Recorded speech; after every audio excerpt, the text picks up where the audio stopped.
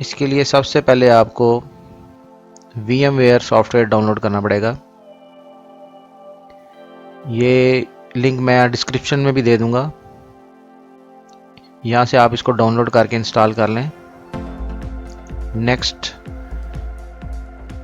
इसको ओपन करें आप, create new virtual machine.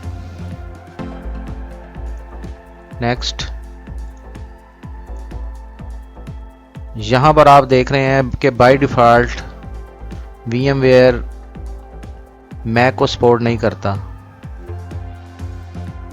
List में मैक नहीं आ रहा। सबसे पहले हम इसको अनलॉक करते हैं। मैं आपको बताऊंगा कि VMware में मैक OS को किस तरह अनलॉक किया जाता है। इसको आप क्लोज करें।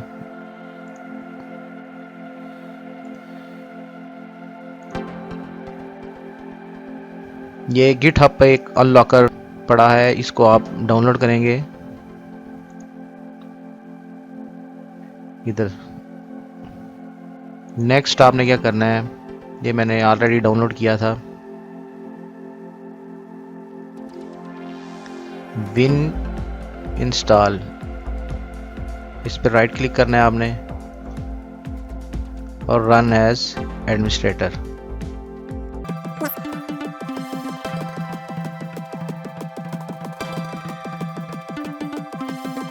अब हम दोबारा चलाएंगे VMware।